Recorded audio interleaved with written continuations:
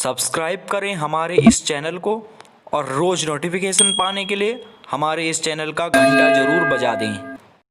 नमस्सर्वेभ्यः मित्राणि, आप सभी को प्यार भरा नमस्कार। प्रियांशः मित्राणि, यह वीडियो आज का संस्कृत के लिए अत्यंत प्रेरणाप्रद होने वाला है, अतः आप सभी लोग इस वीडियो का भरपूर आनंद उल्लास के साथ पूर्ण रूपेण लाभ लें। धन्यवाद।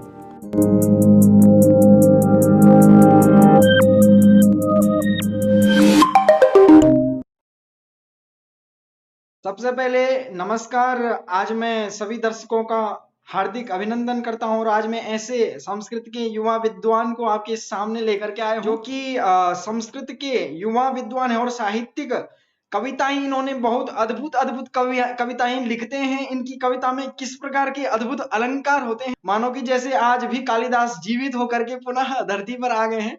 ऐसे आज मैं एक बहुत ही हस्ती को आपके सामने, ऐसे एक विद्वान को, युवा विद्वान को आपके सामने लेकर के आया हूं।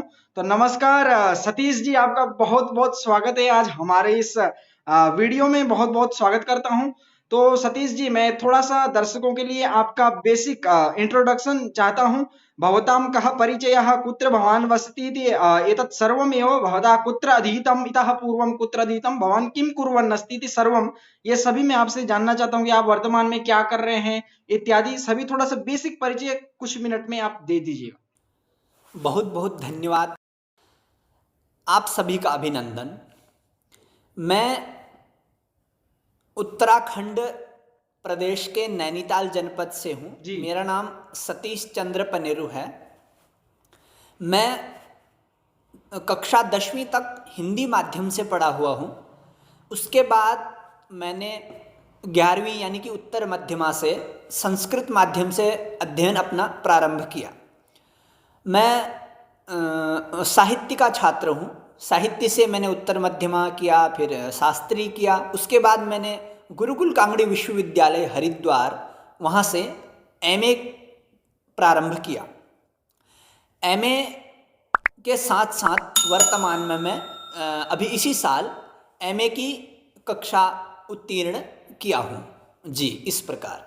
तो सतीश जी, आज मैं दर्शकों को बताना चाहता हूं कि आज मैं सतीश जी को आपके सामने लेकर के आया हूं specially in the field of Sanskrit language. ये बहुत बड़ी हस्ती हैं। मैं आपको कहना चाहता हूं सभी संस्कृत के युवाओं को कि इन्होंने अभी सबसे बड़ा कारण क्या है यहाँ पर सतीश जी का आने का, क्योंकि इन्होंने अभी जो नेट की जो परीक्षा होती है, मुझे लगता है कि फर्स्ट अटेम्प्ट में ही इन्होंने नेट की परीक्षा क्लियर की है, जो कि बहुत बड़ी अद्भुत एक कह सकते हैं कि बहुत बड़ा अद्भुत विषय है। इन्होंने जो है नेट परीक्षा को क्लियर किया है। तो सतीश जी, आप जो है कुमाऊं से हैं, ये सब बेसिक परिचय आपने थोड़ा सा अपना बताया।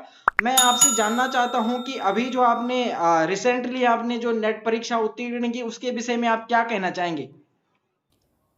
जी, जहाँ तक नेट के बारे में मैं बताना चाहूँगा, तो मैंने एमए के साथ साथ ही, वैसे एमए की भी हम पढ़ाई किया करते थे, और उसके साथ मैंने लक्ष्य सोचा कि नेट की परीक्षा भी, एमए के अंतिम तक मैं नेट की परीक्षा भी उत्तीर्ण कर लूँ, यानी कि नेट की भी परीक्षा मैं दूँ। तो मैंने अभी अपने एमए के अंतिम सत्र में नेट की परीक्षा का फॉर्म भरा। तो इस प्रकार मैंने एमए के साथ साथ ही नेट की तैयारी को करते हुए इस बार नेट क्वालिफाई, ये थोड़ा आगे के लिए थोड़ा मेरा मार्ग खुला है जी। सतीश जी, ये बहुत बड़ी अद्भुत बात है। आपने जो है नेट परीक्षा क्लियर की, और सबसे बड़ी जो भी इस वीडियो को देख रहे हैं उनसे कहना चाहूंगा कि इन्होंने जो है संस्कृत की जो नेट परीक्षा होती है, नेट परीक्षा दोस्तों लगभग 81, लगभग 80 प्लस सब्जेक्ट में होती है, और नेशनल एलिजिबिलिटी टेस्ट होता है, राष्ट्रीय पात्रता परीक्षा।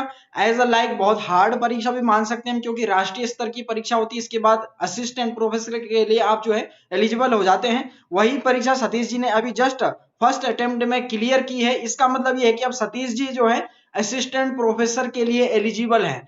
तो सतीश, आपने जो परीक्षा क्लियर की है वो आपके जो है परंपरागत धारा से है, और सबसे बड़ी बात, परंपरागत धारा से जो ये परीक्षा होती है काफी टफ माना जाता है। तो आपने किस प्रकार से, आप क्या कहना चाहेंगे दर्शकों को कि कौन सी एक स्पेशल कोई बुक हो इसके लिए, या फिर कोई पुस्तक अभी तक कोई हो जिसमें कि जिससे एकमात्र पुस्तक या 2-3 पुस्तक पढ़ करके हमारे जो है एक केंद्र बन सके जिससे हम परीक्षा को क्लियर कर सके। आप इसमें अपना अनुभव और क्या इसमें आप रिलेशन देना चाहेंगे, कैसे आपने क्लियर किया, क्या आपने पढ़ाई की, कैसी इसको आपने क्लियर की?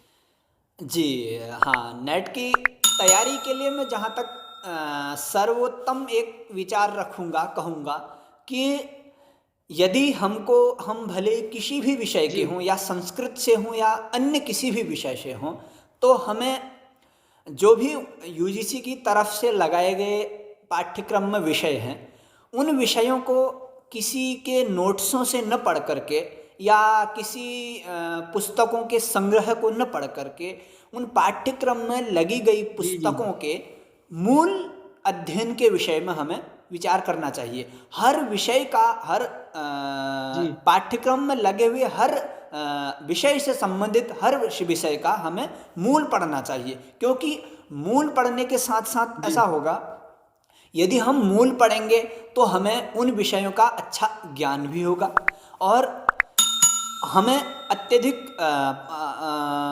अभ्यास करने की भी आवश्यकता नहीं होगी। अगर हम यदि नोट्सों को पढ़ेंगे तो उसमें हमारे एक रट्टा वाली एक परंपरा चल जाएगी और हमें याद भी नहीं होगा और परिश्रम भी अत्यधिक करना पड़ेगा।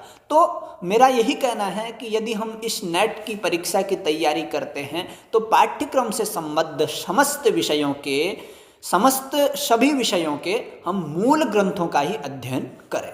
जी सतीश जी, तो आपका कहना यही है कि हमको मूल शास्त्र को पढ़ना है, जो भी यूजीसी नेट में लगा हुआ है 73 कोड में, उसके मूल सब्जेक्ट पे हमको जाना है। आपने बहुत अच्छा बताया है। तो एक और क्वेश्चन मैं आपसे पूछना चाहूंगा। देखिए, यूजीसी नेट की जो परीक्षा होती है सभी के लिए जो है लगभग समान होती है, केवल उनका एक सब्जेक्ट अपना होता है और एक जो है दूसरा सब्जेक्ट होता है जो जनरल अवेयरनेस से लेकर के होता है, जो फर्स्ट पेपर होता है। तो सतीश जी, फर्स्ट पेपर के ऊपर आप क्या कहना चाहेंगे? ये सबके लिए, पूरे ऑल इंडिया के लिए जो सिलेबस है एक जैसा है? और सबसे बड़ी बात, जो हम संस्कृत वाले जो छात्र होते हैं उनके लिए जो ये फर्स्ट पेपर होता है, इसमें आप जानते होंगे कि बहुत सारे सब्जेक्ट होते हैं, बहुत सारे यूनिट लगी हुई हैं। ये सब चीजें जो है परंपरागत छात्रों के लिए थोड़ा सा टफ पड़ जाती हैं, आउट ऑफ सिलेबस हो जाती हैं। तो आप इसके लिए कैसे आपने तैयारी की, आपने किस प्रकार से फर्स्ट पेपर के लिए आप बताना चाहेंगे? कुछ थोड़ा सा बताइए।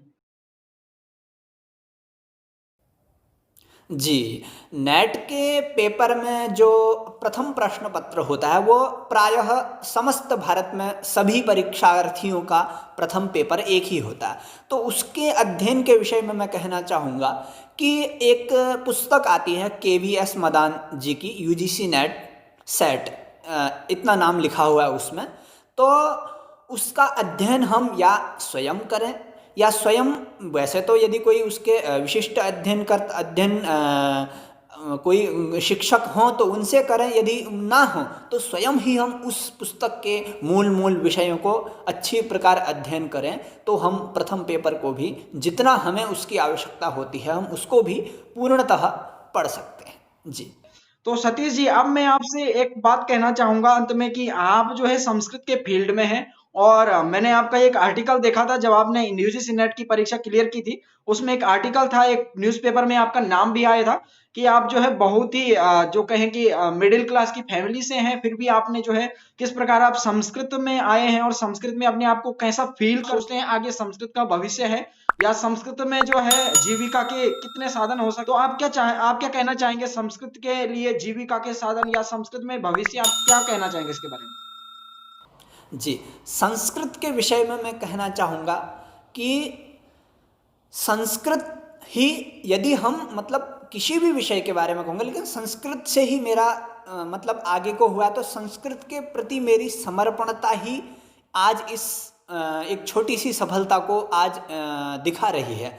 क्योंकि मेरा ऐसा था, यदि मैं संस्कृत मतलब किसी चीज़ को करना है तो मात्र एक चीज़ को पढ़ा जाए, एक चीज़ में समर्पित हुआ जाए, किसी के कहने पर कि ये भी सीखूं वो भी सीखूं, ऐसा नहीं होना चाहिए। बस हमें जिस लक्ष्य पर जाना है उस लक्ष्य पर हर तरह से समर्पित होकर के तो तैयार करना चाहिए। तो संस्कृत में ही हम अच्छी तरह से हम अपने विषयों को प्रतिबद्ध करें, अच्छे से करें, तो संस्कृत ही सभी चीज़ों का मूल स्रोत है। उसी से ही हम बहुत अच्छी तरीके से बहुत सर्वोत्तमता सर्वोन्नति को प्राप्त कर सकते हैं। जी जी, अतीव धन्यवाचांसि समर्प्य सतीश महोदयानां हार्दिकं वर्धापनम। सतीश महोदय जी, आपको बहुत बहुत बधाइयां हैं यूजीसी नेट क्लियर करने के लिए। और अंतिमोऽयं तावत् प्रश्नः यद् अस्माकं दर्शकानां कृते को वा सन्देशः स्यात् भवतां तदपि भवन्तः अत्र वदन्तु इति। आप जो है अंतिम में हमारे दर्शकों के लिए क्या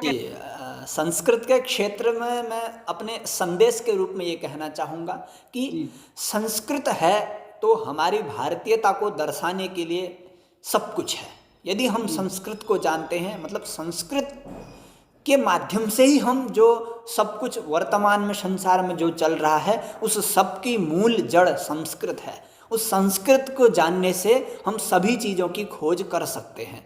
तो सभी चीज़ें जो भी वर्तमान में चल रही हैं, वर्तमान में वो दूसरे रूप में हमारे सामने आ रही है, लेकिन हम उसको पहले संस्कृत के माध्यम से ही उसे सामने ला सकते हैं।